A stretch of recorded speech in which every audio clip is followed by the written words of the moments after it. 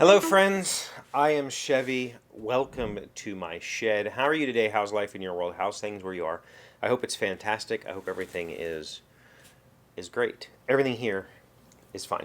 But fine asterisk. I wanna go back to last month when we did the Q&A stuff, and I asked you all for questions that you might have that I could kind of fill in future episodes. And I want to talk about a question that Jonathan asked.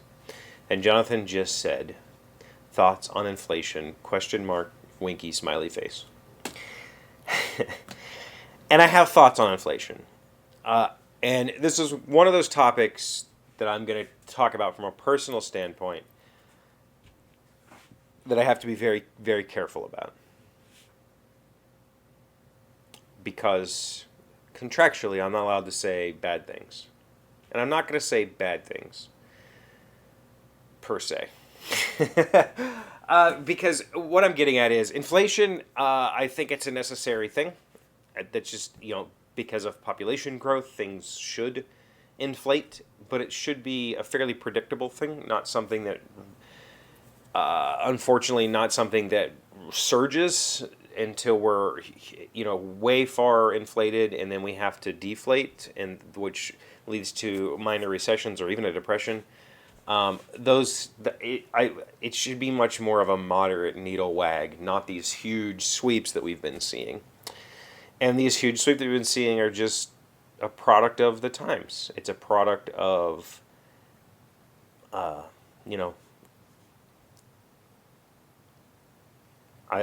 probably wage gap has a pretty big thing to deal with it. And that's basically as far as I'm willing to go with that. On a personal level, I'm a state employee. And as a state employee, I have some benefits that affect me differently than it does a private employee. And specifically what I'm talking about is, as a state employee, we get yearly pay raises. I would say that very, very rarely does that happen in the private world. But we get yearly pay raises that are intended to be roughly in line with inflation-ish. But the reality is it's never in line with inflation. The longer that you work as a government employee, and especially in my state, your buying power slowly dwindles over time. That being said, last year I took a new title that came with a pretty hefty pay raise. So I'm okay, right? Like I'm fine despite inflation. Right? But it does sting a little bit. Again, I understand that my position, this yearly, basically cost of living allowance that I get. That's not what it is. But this yearly pay raise, this yearly, pay raise that I receive is an expected thing, right? It's expected that my wage should maintain some sort of parity with the value of the dollar so that I'm not slowly losing money. And I recognize that's not something that everybody is afforded. And I would recognize that that's not something that the majority of people in America are afforded. They're not afforded yearly raises. But when it's an expected thing, and when it's not in line with inflation, it's especially insulting, right? It's especially like, cool, I only lost X amount of wages this year. And that's, I have perpetuated that attitude. I have literally said those words, like, oh, I only lost, it's only a 9% pay deduction this year, because inflation's up 16% or whatever it is over last year. I only lost 9% of my wages, I have said that. I've said those words, and it's not, I guess it's not really a fair thing to say. Because, it's like somebody saying, well, if I take this money, I'm going to be in the next tax bracket. Yeah, that's not how it works, first of all.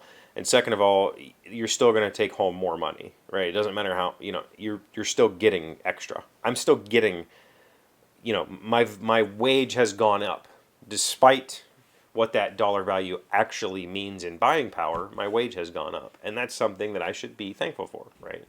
Because ultimately we could hit a huge recession, and maybe we have like a negative inflation. That's called recession, by the way, next year. Or it's technically a negative inflation is probably a depression. I think a recession is just where inflation is less than the target. It's usually still positive, though. I think that,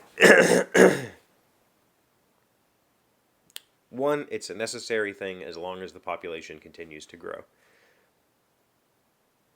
Some could even argue that it continues to be important even after populations become stagnant, but whatever.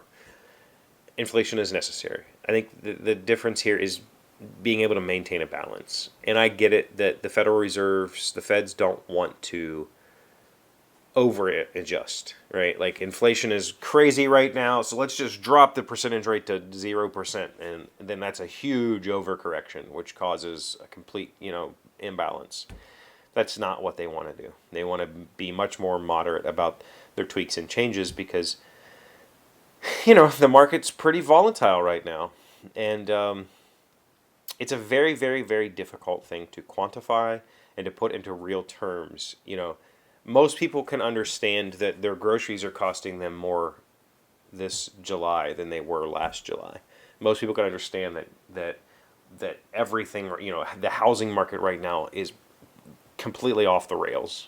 Like, you just wait 5 years before you buy a house because you just can't afford it and you're going to lose your ass. That's all true. But looking at it through the lens of inflation, it's very difficult to understand that the dollar has to lose buying power. It has to happen. Like, that's a growing, healthy economy. And we can all say, well, my grandparents' day, a loaf of bread cost $0.25. Sure, but that doesn't mean anything. That doesn't mean that a quarter is worth because a quarter doesn't have the same spending power that it used to have. That now we're all that much poorer. That's not the case at all. But inflation hurts the marginalized the most. It really does, and it's a tough thing to get through. So.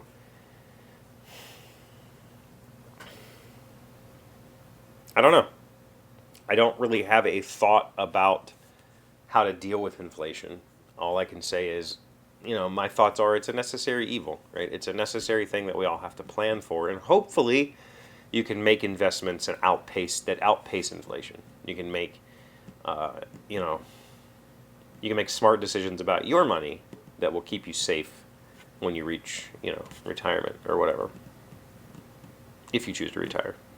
There you go. Just wanted to touch on that. I don't know why, but thank you for the question anyway. Thank you for being here as always. Thank you for liking, commenting, subscribing, being amazing friends and wonderful people. I really appreciate you. And I'll see you again tomorrow. Today's word you should know to sound smart is misogyny. It is a noun meaning an intense hatred of women. Lifetime of rejection had transformed him from a loving person into a rabid misogynist. Misogyny. M-I-S-O-G-Y-N-Y. Is it really a hatred? Can you really hate women? Is that a thing? I guess it is. I don't even know why I asked that, honestly.